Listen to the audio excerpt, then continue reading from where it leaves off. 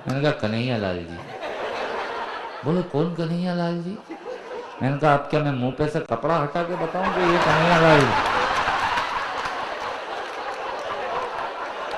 बोले नहीं कौन? मैंने कहा अशोक के पिताजी। बोले मर गए क्या?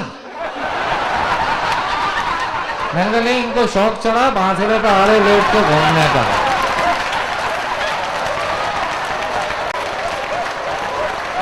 तालियां बजा दीजिए, मैं कविता सुनाता हूं।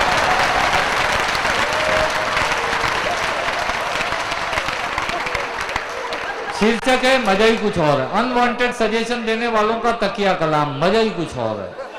आप बाईपास मुंबई में कराएंगे या आपको चेन्नई का अपोलो का पता देंगे, आप अपोलो में कराएंगे या एस्कॉर्ट का पता देंगे। ये होते हैं अनवांटेड सजेशन देने वाले लोग, जिनकी कोने वाली उंगली के नाखून का भी ऑपरेशन नहीं हुआ, वो आपको बाईपास कहाँ करानी है और किडनी का ऑपरेशन कहाँ कराना है ये बताने आएंगे। इनका एक ही काम, हम इनको कहते हैं रायचंद, राय बहादुर, राय सिंह।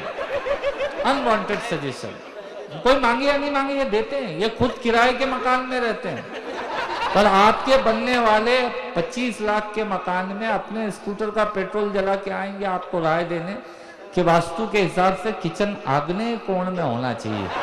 ये होते हैं रायचंद। मैंने उन पे कविता लिखी, इनका तकिया कलाम है, मजा ही कुछ और है। सुनिएगा।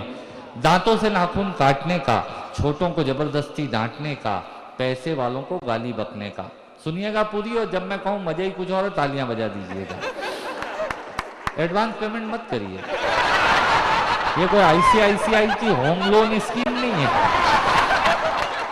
दांतों से नाखून काटने का, छोटों को जबरदस्ती डांटने का, पैसे वालों को गाली बकने का, मूंगफली के ठेले से मूंगफली चखने का, कुर्सी पे बैठ के कान में पेन डालने का, और एसटी की बस की सीट में से स्पंज निकालने का। मजा ही कुछ और, मजा ही कुछ और है। कीन ऑब्जर्वेशन देखिएगा सोसाइटी का, बिल्कुल कीन ऑब्जर्वेशन है। विदाउट पॉलिटिक्स हास्य व्यंग करना थोड़ा कठिन है। एक कठिन काम मैं कर रहा हूं तो आशीर्वाद देने का काम आप करते रहिएगा। सुनिएगा। एक ही खूंटी पे ढेर, पूरा मनोविज्ञान है, पूरी साइकोलॉजी है। एक ही खूंटी पे ढेर सारे कपड़े टांगने का, नए साल पे दुकानदार से कैलेंडर मांगने का। कुछ लोगों को ये शौक होता है, क्यों सेठ इस बार कैलेंडर वैलेंडर नहीं आए थे? मैंने कहा एक खोली के मकान में रह रहा है, घर में जगह नहीं है, क्या भाभी की चोटी पे टांगेगा कैलेंडर? मांगेगा जरूर। एक ही खूंटी पे ढेर सारे कपड़े टांगने का, नए साल पे दुकानदार से कैलेंडर मांगने का, चलती ट्रेन में चढ़ने का, दूसरों की चिट्ठियां पढ़ने का, मांगे हुए स्कूटर को तेज भगाने का, और खुद को नींद नहीं आने पे पत्नी को जबरदस्ती जगाने का। मजा ही कुछ और, मजा ही कुछ और। इधर वाला मोहल्ला ताली नहीं बजा रहा।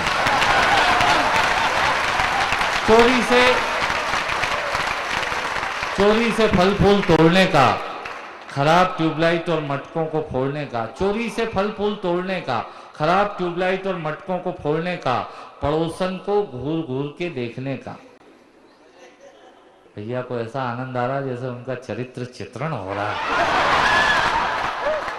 मेरी एक भाभी है, बहुत भोली है, अभी मेरे से कहने लगी तुम्हारे भैया को किचन गार्डनिंग का ऐसा शौक लगा है, बराबर 5 बजे उठ के गमलों को पानी देते हैं। मैंने कहा भाभी जी आप बहुत भोली हैं, आप भी एक आध दिन उठ के देखिएगा, उसी टाइम में पड़ोसन भी उठ जाती है।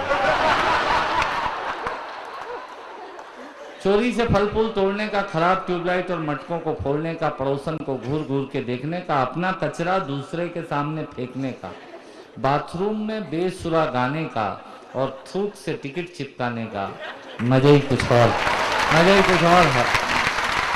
ऑफिस में लेट आने का, फाइल को जबरदस्ती दबाने का, चाट वाले से फोकट की चटनी डलवाने का। ये महिलाओं का खास शौक होता है। भैया थोड़ी चटनी देना। अच्छा वो भाभी भी क्या भाभी जो एक डोसे के साथ 3 कटोरी सांभर नहीं पिए, उसके तो पैसे लगते नहीं है। मैं तो एक ऐसी महिला को जानता हूं जिसकी गोदी में 9 महीने का बच्चा, वो उसके नाम का भी 1 कटोरी सांभर मंगा के पी जाती है।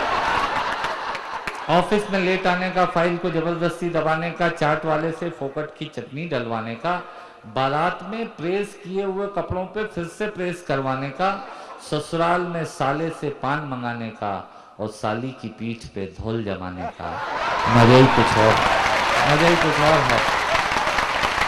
ब्याज के माल से मलाई खाने का, ब्याज के माल से मलाई खाने का, थर्ड क्लास ससुराल को फर्स्ट क्लास बताने का। ससुराल तो किसी की खराब होती नहीं है और साला किसी का विवेकानंद जी से कम बुद्धिमान होता नहीं है। ये वो आवश्यक बुराई है जो आदमी जिंदगी भर ढोता है।